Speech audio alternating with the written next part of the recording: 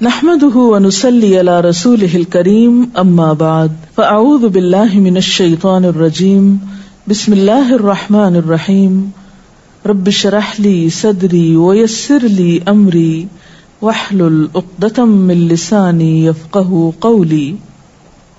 اللہ تعالیٰ نے انسان کو جن بڑی بڑی نعمتوں سے نوازا ہے ان میں سے ایک نعمت اولاد کی نعمت ہے۔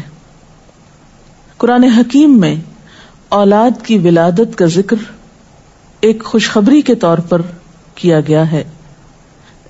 ارشاد باری تعالیٰ ہے، یا زکریا انا نبشرک بغلام اسمہ یحییٰ لم نجعل لہ من قبل سمیا۔ اے زکریا، ہم تجھے ایک بچے کی خوشخبری دیتے ہیں جس کا نام یحییٰ ہے، ہم نے اس سے پہلے اس کا ہم نام کبھی کسی کو نہیں کیا۔ تو گویا اولاد کا دنیا میں آنا انسان کے لیے ایک خوشخبری کی حیثیت رکھتا ہے۔ ایک اور جگہ پر اولاد کو دنیاوی زندگی کی رونق اور زینت کہا گیا ہے۔ ارشاد باری تعالیٰ ہے، المال والبنون زینت الحیات الدنیا، مال اور بیٹے دنیاوی زندگی کی زینت ہیں۔ اسی طرح انسان کے لیے اولاد ایک مددگار اور ایک بہترین غمخوار کی حیثیت بھی رکھتی ہے۔ اولاد سے انسان کی بہت سی توقعات بھی وابستہ ہوتی ہیں، لیکن اولاد والدین پر سب سے بڑا حق جو رکھتی ہے وہ تربیت کا حق ہے۔ اس لیے والدین کو اس معاملے میں اپنی ذمہ داری کا ثبوت دینا چاہیے، اور قیامت کے دن اس کے بارے میں ان سے سوال بھی ہوگا۔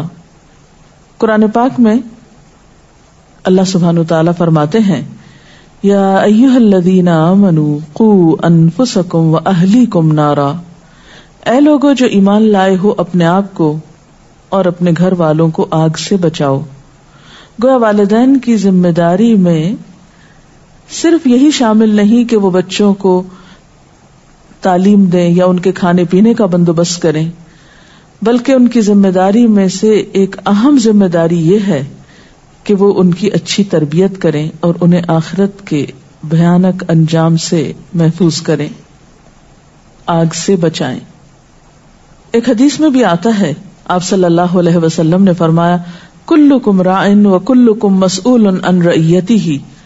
تم میں سے ہر شخص نگران ہے اور ہر ایک سے اس کی رعایا کے بارے میں، ماتحتوں کے بارے میں سوال کیا جائے گا۔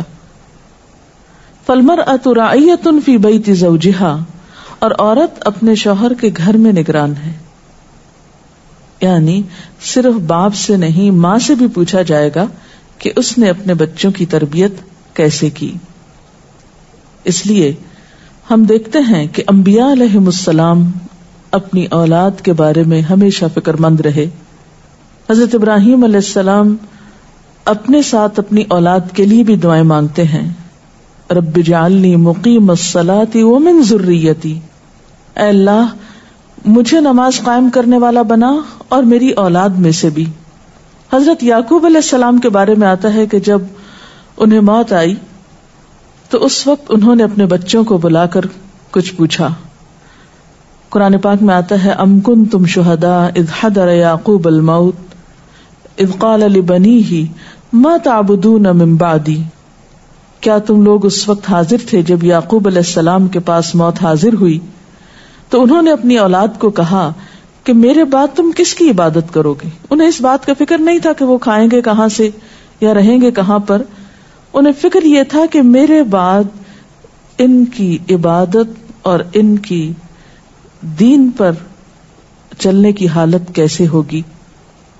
اس لیے والدین کے ذمہ یہ بہت اہم کام ہے کہ وہ اپنے بچوں کی آخرت کی فکر کریں۔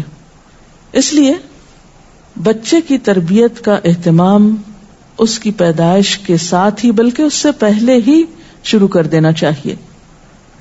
بچہ جب ماں کے پیٹ میں ہوتا ہے تو اس وقت وہ ماں کے خیالات اور ماں کی عادات سے متاثر ہو رہا ہوتا ہے۔ اس موقع پر والدین کو خاص طور پر نیک اولاد کے لیے دعا کرنی چاہیے، جیسا کہ قرآن پاک میں آتا ہے رب ہب لی من لدنک ذریۃ طیبہ، اے میرے رب مجھے اپنے پاس سے پاکیزہ اولاد عطا کر۔ پھر اسی طرح بچے کی پیدائش پر خواہ وہ لڑکی ہو یا لڑکا خوشی کا اظہار کرنا چاہیے، اللہ تعالیٰ کا شکر ادا کرنا چاہیے، اس نعمت کو اچھی طرح قبول کرنا چاہیے تاکہ پھر اس کی صحیح طور پر قدردانی ہو سکے۔ احادیث مبارکہ سے ہمیں کچھ اور باتیں بھی پتہ چلتی ہیں کہ جب بچہ پیدا ہو تو اس کے کان میں آذان دی جائے، گویا پیدائش کے بعد سب سے پہلے اس کو اللہ کا نام سنایا جائے، اس کے سامنے اللہ کی عظمت کا اظہار کیا جائے۔ اسی طرح نبی صلی اللہ علیہ وسلم کی سنت سے ہمیں بچوں کی تہنیک کرنے کا بھی پتہ چلتا ہے۔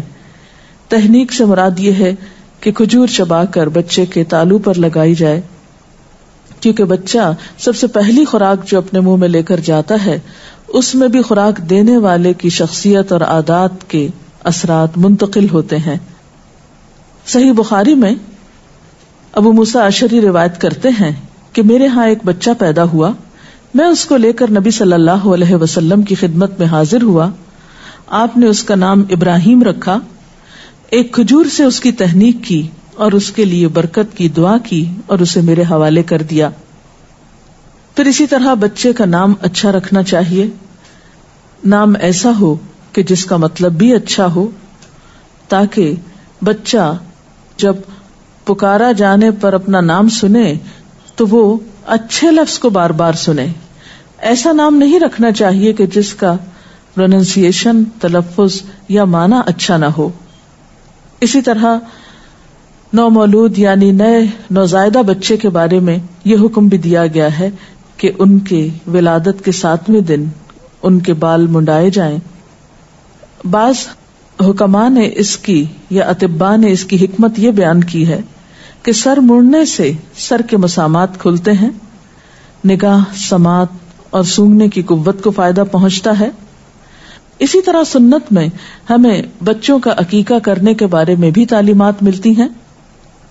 عقیقہ کرنے میں ایک حکمت یہ ہے کہ انسان اپنے رشتہ داروں کو، غریبوں کو، ہمسایوں کو اس خوشی میں شریک کرتا ہے، اس موقع پر ان کے لیے گوشت بھجواتا ہے، یعنی عقیقے کے جو بکرے ہیں ان میں سے۔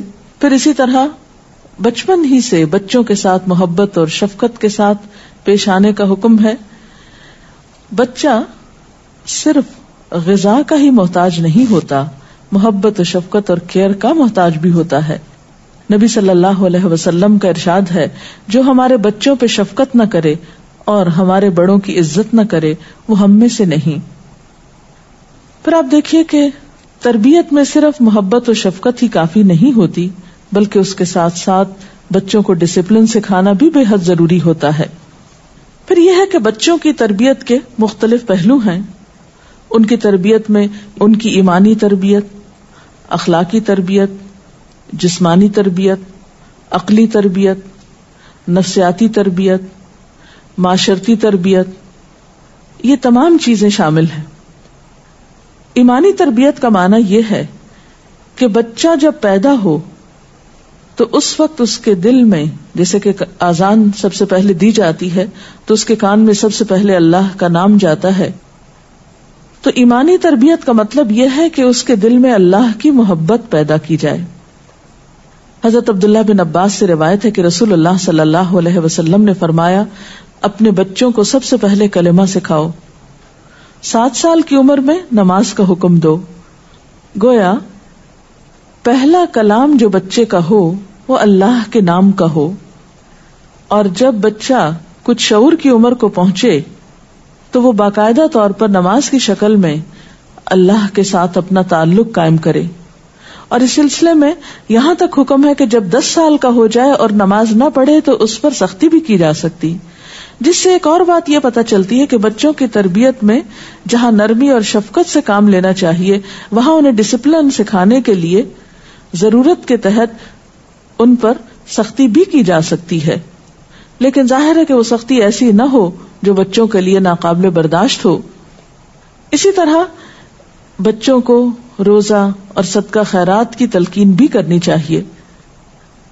پھر اسی طرح تربیت صرف زبانی عمل نہیں ہے کہ آپ چند چیزوں کا حکم دیتے رہیں یا چند باتیں ان کو بولتے رہیں یا نصیحتوں کے انبار لگاتے رہیں. اس میں گھر کے ماحول کو خوشگوار رکھنے کی بھی ضرورت ہے، اور خصوصی طور پر شوہر اور بیوی کا آپس میں تعلق اچھا ہونا بچوں کی تربیت پر اچھا اثر ڈالتا ہے.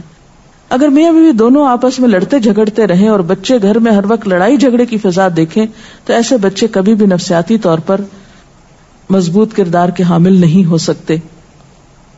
پھر اسی طرح یہ ہے کہ بچوں کو ابتدائی عمر میں جہاں اور تعلیم دی جائے وہاں قرآن پاک کی تعلیم بھی دینی چاہیے. بچہ جب پڑھنے لکھنے کے قابل ہو جائے تو اسے قرآن پاک عربی میں پڑھنا سکھانا بھی مسلمان والدین کی ذمہ داری ہے. ایک روایت میں آتا ہے آپ صلی اللہ علیہ وسلم نے فرمایا اپنے بچوں کو 3 باتیں سکھاؤ: نبی صلی اللہ علیہ وسلم کی محبت، اہل بیت کی محبت اور قرآن کریم کی تلاوت. اللہ تعالیٰ کی محبت کے بعد نبی صلی اللہ علیہ وسلم کی محبت، صحابہ کرام کی محبت، اہل بیت کی محبت، اور اس کے ساتھ ساتھ پھر بڑوں کی عزت اور دوسرے انسانوں سے محبت اور شفقت کا برتاؤ بھی والدین کی ذمہ داری ہے کہ وہ اپنے بچوں کو سکھائیں. اور نہ صرف یہ کہ انسانوں کے ساتھ بلکہ جانوروں کے ساتھ اور ہر ذی روح کے ساتھ شفقت اور ہمدردی کا معاملہ کرنا، اس کی تعلیم دینا بھی والدین کے ذمہ ہے. اسی طرح ماحولیات کا خیال رکھنا، یعنی اپنے ماحول کو صاف ستھرا رکھنا، یہ ذمہ داری بھی والدین پر آتی ہے کہ وہ بچپن سے ہی بچوں کو اس طرف متوجہ کریں. پھر اسی طرح اخلاقی تربیت کا خیال رکھنا، پھر اسی طرح ان کی جسمانی تربیت کا خیال رکھنا. ماں کو خاص طور پر قرآن پاک میں حکم دیا گیا کہ وہ بچے کو بچپن میں دودھ پلائے. پھر اسی طرح بچوں کے اوپر ان کی تعلیم و تربیت پر خرچ کرنا، اور اس کے علاوہ ان کی عقلی تربیت کرنا بھی والدین کی ذمہ داری ہے. دینی تعلیم کے ساتھ ساتھ دنیاوی تعلیم سکھانا بھی مسلمان والدین پر ایک فرض ہے، ایک قرض ہے. لہذا والدین اپنے بچوں کے معاملے میں اس ذمہ داری کو ادا کرنے کی طرف بھرپور توجہ دیں تاکہ ایک بہترین خاندان، بہترین معاشرہ، بہترین امت وجود میں آئے. بچوں کی تربیت کے سلسلے میں اگر مزید کچھ سوالات آپ کے ذہن میں ہو تو آپ کر سکتے ہیں. میرا یہ سوال ہے کہ اس تمام تربیت کے باوجود آج کل ماحول اس طرح کا ہے کہ وہ بہت زیادہ اثر انداز ہوتا ہے بچوں پر، تو اس سلسلے میں کیا کیا جائے؟ اس میں یہ کہ والدین کی یہ ذمہ داری بھی ہے کہ وہ بچوں کی کمپنی پر، ماحول پر نظر رکھیں.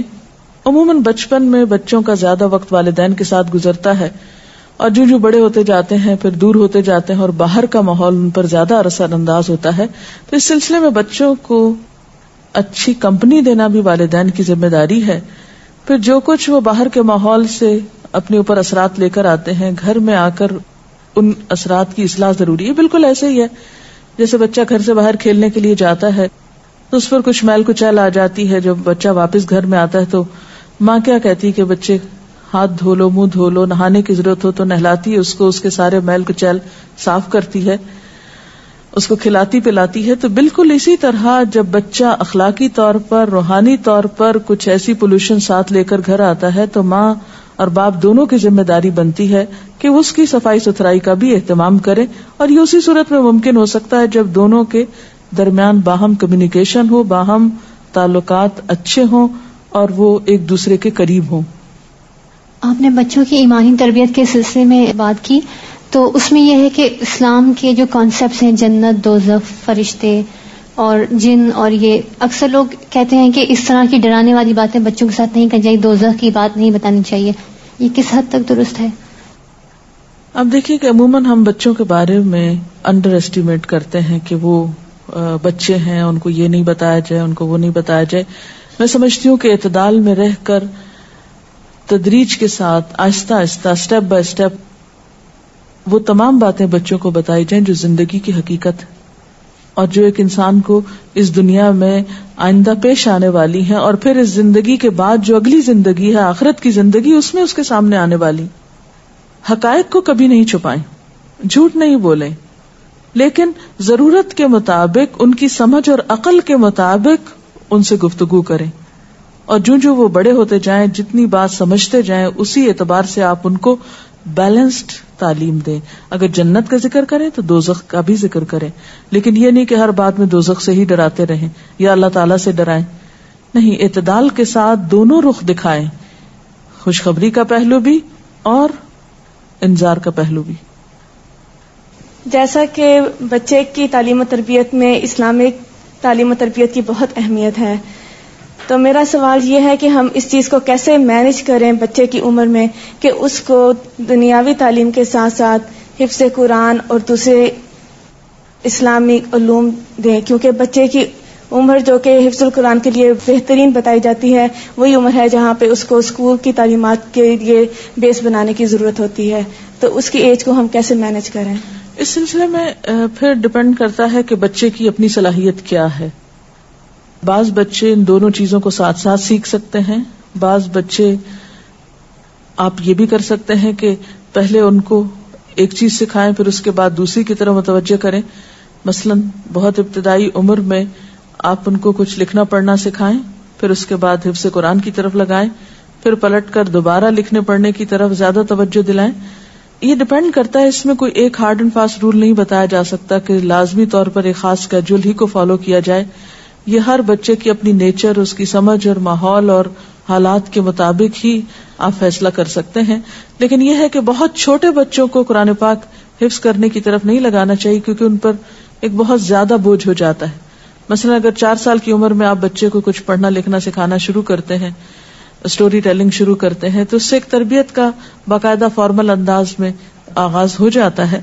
پھر اس کے بعد آپ آہستہ آہستہ اس کو، جب وہ ریڈنگ اینڈ رائٹنگ کی بنیادی اسکل سیکھ لیتا ہے تو پھر آپ حفظ کی طرف بھی لگا سکتے ہیں. بلکہ بہت دفعہ یہ دیکھا گیا کہ حفظ کرنے کے بعد بچے کا ذہن بہت کھل جاتا ہے اور باقی علوم پھر اس کے لیے سیکھنا اور پڑھنا کچھ زیادہ مشکل نہیں رہتا. کیا صرف بچے کو حفظ کروانے سے اس کی تربیت کمپلیٹ ہو جاتی ہے؟ نہیں، حفظ تو ایک اضافی چیز ہے. تربیت صرف حفظ قرآن سے نہیں ہوگی جب تک قرآن پاک کی روح اور اس کی سمجھ اس کے اندر نہیں ہوگی. لیکن ہر چیز کے لینے کا ایک وقت ہے. کہتے ہیں کہ بچپن میں جو چیز یاد کر لی جائے، حافظے میں محفوظ کر لی جائے، وہ بڑے ہو کر زیادہ پختہ رہتی ہے.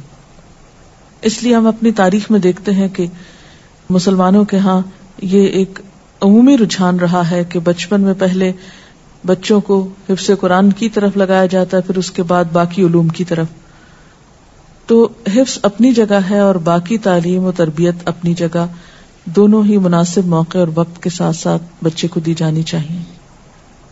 اچھی کمیونیکیشن کی وضاحت فرما دیں، کیونکہ اس سے مراد یہ سمجھا جاتا ہے کہ دوستانہ رویہ، تو اس سے بچے بہت زیادہ فرینک بھی ہو جاتے ہیں والدین سے، پھر ایک ادب اور احترام کے لیول سے تھوڑا اتر جاتے ہیں. اس سلسلے میں یہ کہا جاتا ہے کہ پہلے 7 سال بچے پہ نرمی کرو، اگلے 7 سال بچے کو نظم و ضبط سکھاؤ، اور اگلے 7 سال بچوں سے دوستی کرو، اور پھر اس کے بعد ان کو آزاد کر دو. تو یہ ہے کہ جب بچہ بہت چھوٹا ہو تو معاملے میں نرمی زیادہ ہونی چاہیے، جب درمیانی عمر کو پہنچے تو پھر سختی بھی کر سکتے ہیں آپ، اور پھر جب وہ ٹین ایج کو پہنچ جائے اور میچورٹی کی عمر کی طرف چل پڑے تو پھر اس وقت اس کے ساتھ اسی طرح کا معاملہ کیا جائے. تو یہ مختلف عمر کے حصوں میں مختلف طریقے آپ اختیار کریں گے. ہمیشہ ایک ہی چیز کام نہیں کرتی، کیونکہ انسانی نفسیات بہت مختلف طرح کی ہے، اور اس معاملے میں حکمت سے کام لینا چاہیے تاکہ بے جان نرمی اور ناجائز سختی بچے کی تربیت میں خلل نہ ڈالے اور اس کے اندر بگاڑ نہ لائے. اللہ تعالیٰ سے دعا ہے کہ ہمیں بہترین عمل کی توفیق عطا فرمائے. وآخر دعوانا ان الحمد للہ رب العالمین. سبحانک اللہم وبحمدک، نشہد ان لا الہ الا انت، نستغفرک ونتوب الیک. والسلام علیکم ورحمۃ اللہ وبرکاتہ.